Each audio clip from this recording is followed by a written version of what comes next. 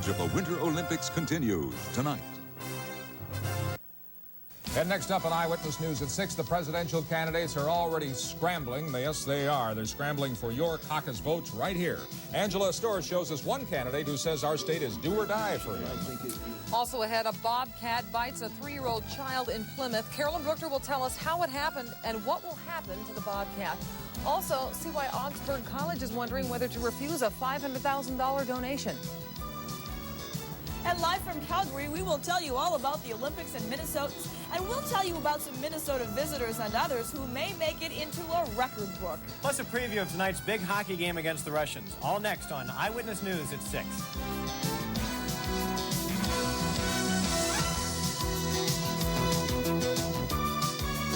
We want fish sticks that come out of a microwave crunchy, not soggy. That's why Gordon's created microwave crunchy fish sticks and fillets. But are they crunchy? They're mild white fish with no preservatives. But are they crunchy? And they come out crunchy. That's what we've been waiting for. And now, seafood lovers, you can have restaurant-style fish from your microwave. Discover Gordon's new Seafood Lovers Fillets for fish the way you want it. Trust Gordon's.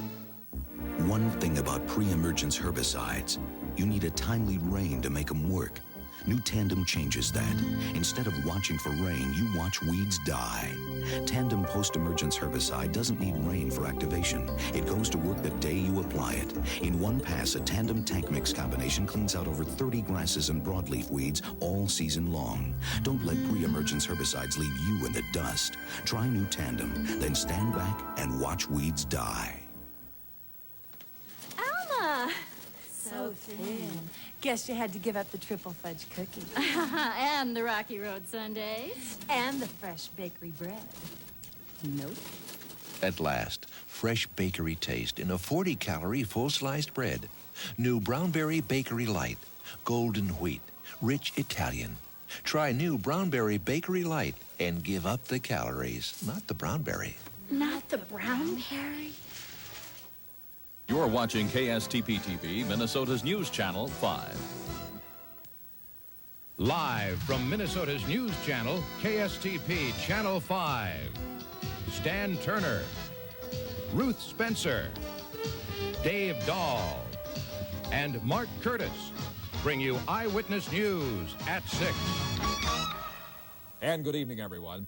The national and political spotlight is right on us today, squarely on Minnesota. Fresh off the New Hampshire primary, the candidates have started invading our state. And as Angela Storr reports, for some of the candidates, Minnesota may be the last stand.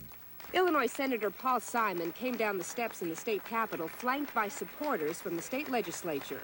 Simon's third-place showing in New Hampshire is not good enough to bolster fundraising efforts and keep this campaign moving. For Paul Simon's ailing campaign, it's do or die in the Midwest. I'm saying that if I don't win either Minnesota or South Dakota, I'm going to drop out of the race. I do not want to just continue indefinitely running second and third. Of all the Democratic candidates, Massachusetts Governor Mike Dukakis is best organized in Minnesota and has committed the most money here, some $400,000. And he's using TV and radio to spread his message to Minnesota caucus voters. Mike Dukakis, a president who can deal with tough times and win. State DFL Chairwoman Ruth Esela says while money talks, it takes more than money to get people to participate. In a caucus state, a lot of money doesn't necessarily do it. A lot of organization. If you have volunteers, if you've got people in the fields, it's just putting in phone lines, making the phone calls, getting your supporters out to the caucuses. The caucus system is particularly good to Pat Robertson, who has been able to mobilize a committed following. In Minnesota, Robertson is seen in a three-way race with Republicans Robert Dole and Jack Kemp. Dole is spending the most money. The Kemp campaign has been working the state a long time and cannot afford to be upstaged by Robertson's invisible army. That's why Kemp made himself very visible today at a campaign stop at the state capitol. The Kemp campaign needs a first or second place showing in Minnesota. We are coming to Minnesota not only to be competitive, but to do our best and to go to get that lift that we want as we go on to South Carolina and Super Tuesday. But some of the candidates may not see Super Tuesday. It may depend on what voters say in Minnesota 6 days from now. Angela Storr, Channel 5 Eyewitness News. And as our two Eyewitness News crews told us last night from New Hampshire after the primary results were in, one of the top leading candidates in the GOP race is not putting any emphasis on Minnesota. Vice President George Bush is concentrating instead on the southern states where he's expected to do better. Bloomington doctors are being flooded with phone calls from parents worried after the death of a young schoolboy. Michael Gebhard was a Bloomington fifth grader who died very suddenly from meningitis this past weekend. This is a contagious infection that attacks the spinal cord. This nurse at Valley West Clinic took 80 phone calls before noon today, and since the likelihood of catching the infection is low, she says the callers are overreacting. My child has just come home. He's got a headache and a stiff neck. Don't you think he should be seen right away? Well, the symptoms in the newsletter, on the TV, very classic. But the child is not ill. Despite reassurances, 3 families refused to send their kids to Oak Grove School today. That's the same one that Michael Gebhard went to. So now the question is, how do parents know whether their child has meningitis or whether it's just a case of the flu? Well, the tip-off to a possible case of meningitis is a stiff neck and a rash. Other news, jury selection is underway in Viking quarterback Tommy Kramer's trial on drunken driving charges. This is the second day of Kramer's trial. He was arrested last summer in Bloomington and has since undergone alcohol rehabilitation treatment. Now, this you're about to see, this was the scene last October of the largest drug bust ever in Minnesota. It was here near New York Mills that 17 people from Kentucky were arrested for running a marijuana operation. The last of 17 guilty pleas has been entered in federal court today by 44-year-old John Boone. Each of the accused faces a minimum 10-year prison term. Ruth? A 3-year-old Plymouth girl may not have to get those painful rabies shots. She was bitten by a pet bobcat, but a court decision means the bobcat will be killed and checked for rabies. Carolyn Brookter reports the animal's owner thinks that's unfair. Not fair. It's not. It's a pet. It's my baby. Tears roll down the face of Elizabeth Rotowski as she left Hennepin County Court. She is upset because the court ordered her pet bobcat to be euthanized to find out if it has rabies. On Sunday, the bobcat bit a 3-year-old neighbor girl. Elizabeth's father, Russell Rotowski, argued that the bobcat doesn't have rabies and shouldn't be killed. And nobody claims that cat has rabies. My daughter's been bit by our cat playfully over 7 months ago. I've been bit playfully by it, and it hasn't hurt us none. The Rotowskis say the bobcat is not vicious and that the attack was an unfortunate random incident. The child came into our house unannounced, uninvited. The cat bit him, just like I'm sure hundreds of kids get bit by cats every day. Plymouth officials say the Rotowskis broke the law just by having the bobcat in the city. The Rotowskis said since they had a state permit, they didn't know it was against the law in Plymouth. Meanwhile, Russell Rotowski accepts the court's decision. I think the judge did what she thought was fair. I don't think she wanted to eliminate the cat. I just don't think she had a choice. It is not so easy for Elizabeth, though. She says to her, it's like losing her child. Carolyn Brookter, Channel 5 Eyewitness News. Still ahead, while many colleges and universities are begging for money, students and others at Augsburg College are talking about giving some back. It has to do with who donated that money, and we'll get to that story next. And I'm Mike Binkley, live in Calgary. Also ahead, we'll show you a man who didn't make any Olympic team, but he's still out to set a world record with help from some Minnesotans. The story coming up.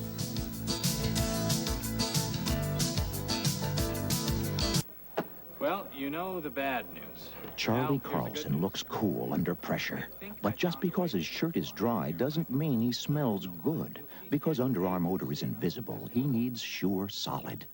Sure helps protect against wetness and odor. So, Charlie, why go to work with a dry shirt and a false sense of security? Tomorrow, use Sure Solid and be just as sure about odor as you are about wetness. I hear we have a new vice president. Thanks. Of all the leading brands of kidney and chili beans, only Butter Kernel contains nothing artificial. Butter Kernel, the natural choice. When you're driving for the gold, you go all out. And right now, your Lincoln Mercury dealers celebrate that same spirit with their Drive for the Gold event. An all-out effort to win your business with up to $1,000 customer cash on select models. The aerodynamic Mercury Sable, the sleek Mercury Cougar, the sporty Mercury Topaz, and other great values. Drive for the gold. See your Lincoln Mercury dealer today. We're a small town, homegrown, bake away, you make your own pizza. ladle down and load it up with lots of mozzarella on the pizza. Tombstone. We pile on the goodness, we're loaded with real cheese. We're sure the taste of Tombstone's gonna please, gonna please your families. We're a small town, homegrown, made the way you make your own pizza. Tombstone, made the way you make your very own. Tombstone. Students at Augsburg College in Minneapolis are divided tonight over whether that school should accept a $500,000 donation from a man who mailed thousands of racist letters to families in Minnesota. A special campus meeting was called this afternoon to discuss the controversy surrounding Elroy Stock.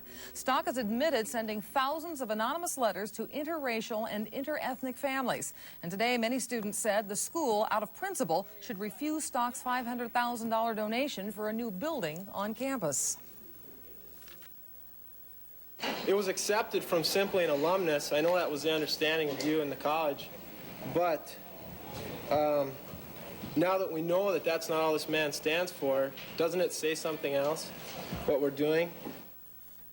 But many students are saying that the school should use Stock's money to support the very things that Stock opposes. College officials say the money will be kept, but they will not name a wing of the new building after Stock as they had originally planned.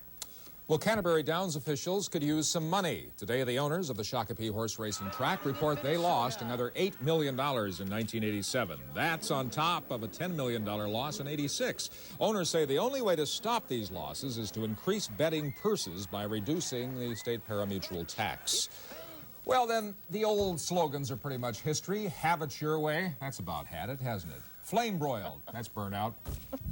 Yeah, it's time to make way now for the latest blast in the no-holds-barred burger war. Burger King, owned by the Twin Cities-based Pillsbury Company, this week announced a massive $200 million burger blitz. The new slogan, we do it like you'd do it. That's why we do it like you do it when we do it like we do it at Burger King.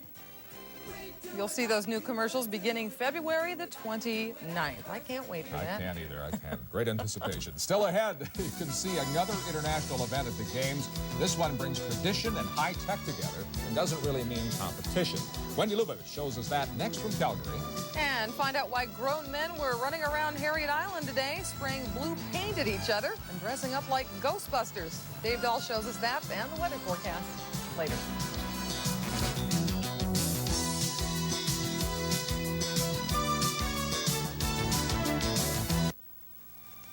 Sure is a lot of corn. Uh-huh. One reason is our rootworm insecticide.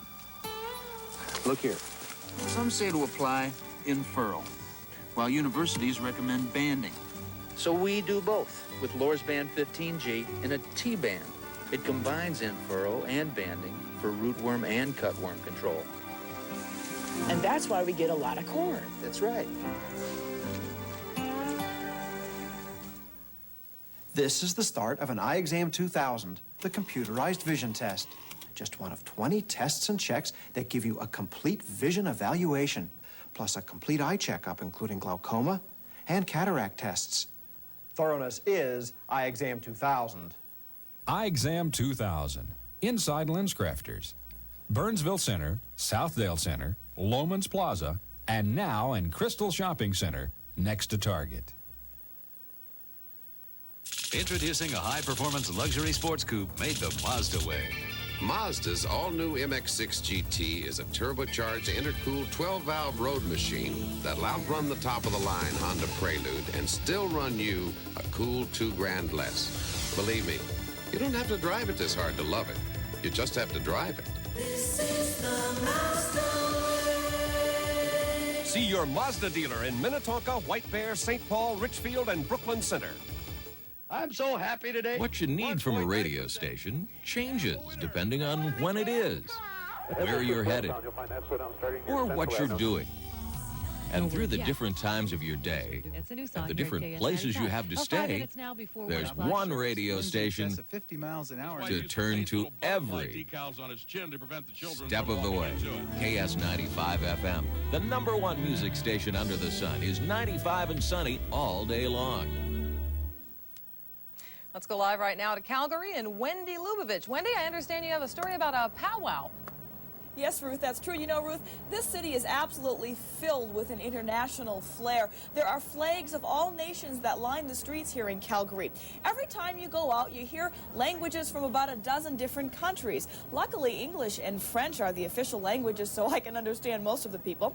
But there are other nations here beyond the ones that are competing in the games. Calgary is also hosting what's called Powwow 88, a high-tech Indian gathering of many Canadian and Indian nations. Every night at Lindsay Park, dancers swirl on a stage as a large screen behind them projects the history of the tribal nations. As you can see, it's really quite a sight to see, and Ruth, a lot of people line up to see this. It absolutely was beautiful last night. I had a chance to see it myself. A lot of interesting visual events like that going on here in Calgary besides the athletics.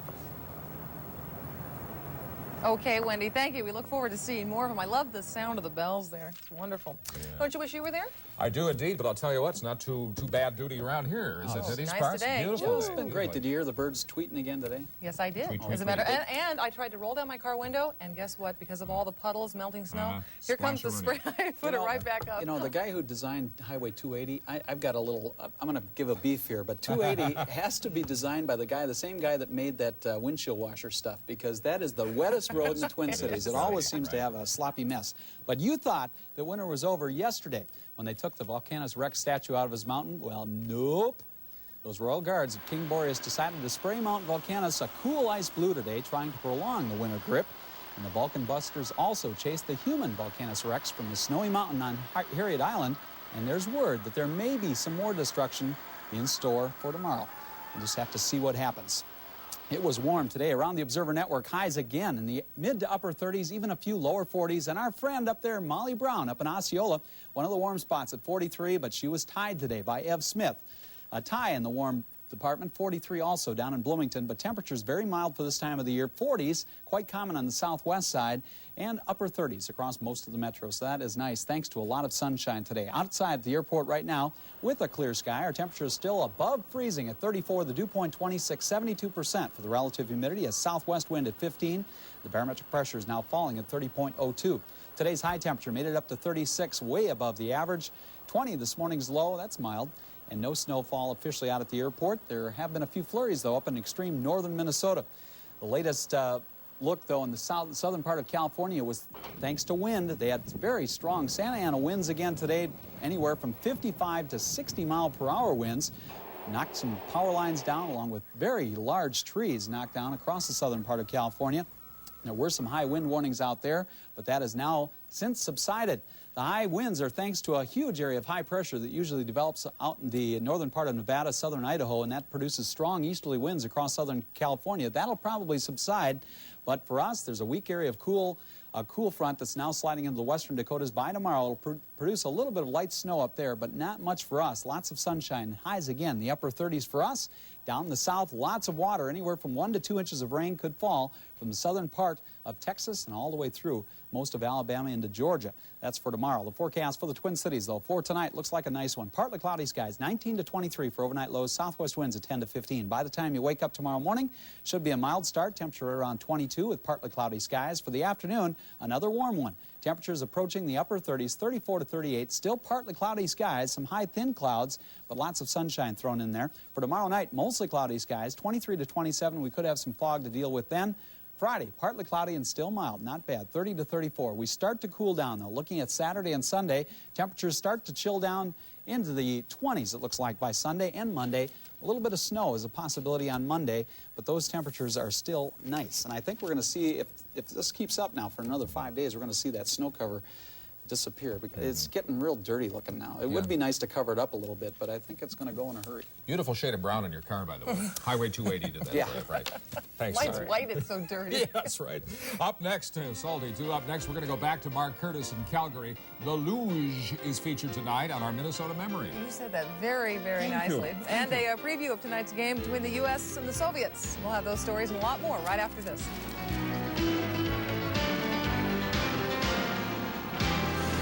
Ever since your post office invented express mail overnight delivery, others have tried to copy our eagle, but it's not so easy.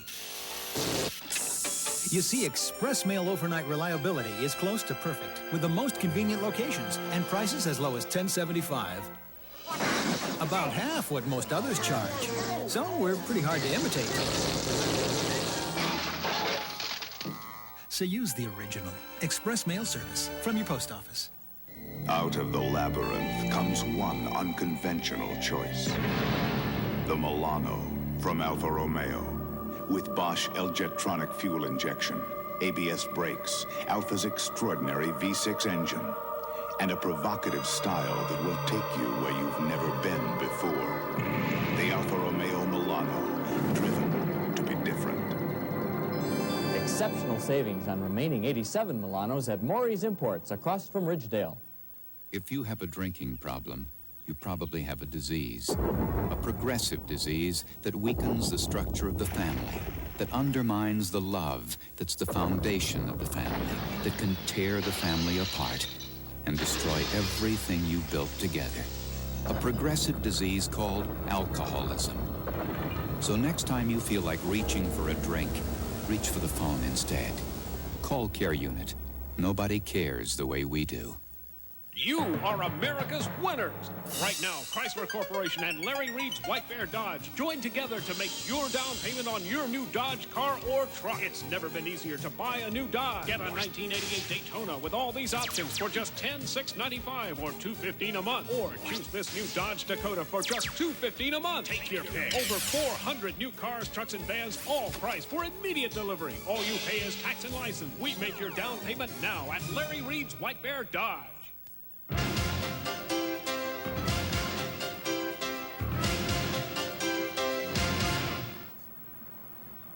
Welcome back to Calgary, everybody. You know that big hockey game is coming up just about an hour from now. And one thing about all the guys who play on Team USA, there's not a lot of time for them to rest. Tonight is their third game of these Olympics. So far, one victory, that came against the Austrians. One defeat, that was against the Czechoslovakians the other night. But tonight, it gets even tougher because they have to play the Russians. Last night, Team USA had a great practice. And even though they were probably still a little bit down after that loss, something good did come out of it. It made us realize that we can play against some of the world powers. We're a little bit young and a little bit maybe inexperienced compared to them, but we certainly came out and played with a lot of emotion, a lot of intensity, and we're going to have to do that again tonight. Now take a look at their opponents. A hockey machine, perennial favorites to win the gold medal. The Russians went through their final preparations this morning, and although they're favored to win tonight's game, Corey Millen says you never know what can happen once you get on the ice. Well, I think it would certainly be an upset, but I don't think it's going to be a miracle. You know, that the team is at a point where I think they can be beat. They've been beaten a couple times this year, which is unusual, and I think that they might be ready for another one. Just want to remind you that you can watch that game live tonight on Channel 5. I don't know if you can tell with us sitting up here on the porch, but the wind is really blowing here in Calgary today. Once again, they had terrible winds up into Kiska. That forced the postponement of today's slalom event. That's not the first time they've had problems up there, but it's the first time they've had problems down here in the city. Over at Canada's Olympic Park today, which is about 15 minutes away, it was so windy they had to cancel the luge and the ski jumping. They'll try and reschedule all that stuff for tomorrow. Speaking of luge, although our state doesn't have any lugers competing in these Olympic Games, there was a time not long ago that Minnesota had one of the world's best. Rob Lear introduces you to him now in this Minnesota memory. The latest in aerodynamic sleds will be barreling down this modern refrigerated track in Calgary. Luge has come a long way since it was introduced to the games in 1964. Just ask Jim Moriarty of St. Paul, who paid the price for some of this sport's growing pains. The athletes could always speak enough German to understand what was going on. You had to. But our leadership didn't understand what was said at a meeting, and they thought the race was canceled, so they left town. The language barrier not only left the U.S. luge team without their equipment, they were literally left out in the cold. Moriarty was forced to compete in the Olympics wearing blue jeans, a windbreaker, and riding on a borrowed sled. A humiliating experience, to say the least. We had taken tape and taped up our wrists and our cuffs, and we went out there trying to look like we weren't a joke, which we were. Needless to say, the U.S. didn't fare well in their Olympic debut, but the Minnesota Olympian would get another chance in '76. But instead of things getting better, they continued to slide until they hit rock bottom. '76 was the low end of the luge team's ability and, you know, the competitiveness that we had. We were better athletes but our equipment had fallen way behind. Most of Moriarty's Olympic memories of the luge are disappointments. But this story does have a happy ending. Jim is back at the Games, not as a competitor, but as a track official. At the 88 Winter Games in Calgary, I'm Rob Lear for Channel 5 Eyewitness News. All right, a couple of quick notes for you as we wrap things up here. Some things going on back home. The North Stars are in action against the LA Kings tonight. We'll have all the highlights of that. Good news for Neil Broughton today. His shoulder surgery went well. He'll be out for the rest of the season, but they expect him back in great shape for next season. And the Gopher basketball team goes up against Michigan tonight. We'll put it this way. This will not be an easy game for Clem Haskins and the guys. Michigan is ranked second in the Big Ten and number 10 in the nation. All the highlights of all that stuff coming up at 10 o'clock. Busy night in sports. Busy night, yeah. Very busy. Well, speaking of sports and records and that sort of thing, you know, world records are often broken here at the Olympics, but there is one world record that may just be broken in downtown Calgary, and this is kind of a unique record. Mike Binkley is going to tell us all about that. Mike. Hi, Wendy. As you know, there's a place in downtown Calgary that's a lot like Nicollet Mall, and I was walking along there last night and came across this very colorful character. Come on in and sign the world's largest guest book. Sign my brother's name. Sign your brothers and your mothers and your daughters and your sister. This guy has taken 1,800 feet of paper and is sitting outside 12 hours a day asking for autographs from everyone. I want to fill this list up, make it the largest guest list in the world. What is the current largest guest list in the world? Good thing is there isn't one. That's the way to do it. Enter a sport where there's no competition. So I'm going to give it to the city of Calgary as a gift from the world. Wonder what they'll do with it. Oh, good question. Hopefully they'll put it into the Olympic Plaza, or hopefully they'll put it in the museum. Or maybe they'll keep it rolled up in storage. But whatever the case, the man's having fun meeting people from dozens of countries, like this one from Norway. I, of course, took part in this record-breaking effort. Penmanship has never been one of my strong qualities, by the way. And here's Ray and Chris Murray just up here from Eden Prairie to see the U.S.-Russian hockey game tonight. And tickled to sign into history like this. Oh, it's great. It's lots of fun. Of course, they should know I found out this man has an ulterior motive for all of this. You see, he has nothing else to do. He lists his occupation right now as self-promotion. Maybe somebody will see me influential and say, give that guy a job. Well, you got to give him a lot of credit for ingenuity. He's not just sitting at home. He hopes to have at least 500,000 to 1 million signatures by the time the Olympics end. Let's go back to you, Stan, in the Twin Cities. All right, thanks, Mike, and you're part of history. I saw it right there. Thank you, sir. Well, David, windshield washer fluid, have that ready. Yeah, two-tone shoes are still in. I tell you, they're either salty in whatever other color your shoe is, but it is still going to be sloppy. Overnight tonight, temperatures only dropping into the lower 20s the way it appears. Partly cloudy skies and back up into the 30s tomorrow. Ruth? All right, Dave, coming up tonight at 10 o'clock on the Update, we're going to take a close and personal look at how two families are coping with the aftermath of AIDS. We're going to introduce you to the Brush family of Anoka, whose son Steve died of AIDS this past summer. And you're going to meet a woman named Carol Lefevre, who is dying of AIDS and who will leave behind a 9-year-old daughter. Tonight, a special assignment report. These families share their stories with us because they want others to know that AIDS is a problem that affects us all. And that is it for Eyewitness News at 6. And we thank you very much for watching. Of course, we've only given you a taste of Calgary, really, in our live coverage on Eyewitness News here at 6 o'clock. Mark and Wendy, a question for you. What are you going to bring us tonight now, coming up next on Eyewitness to Calgary? Well, Stan and Ruth, we've got a lot of Minnesota people for you to meet today. We will talk with the oldest Olympian here. He is a curler, and he hails from our neck of the woods, Superior, Wisconsin. We'll meet him tonight. We'll also hear from a Minnesota hockey player who's going to be playing against the Russians tonight. We'll talk to his dad as well. You'll probably recognize him from somewhere else. We've got lots of interesting places and people and things for you to meet, so stay tuned as we make you an eyewitness to Calgary next.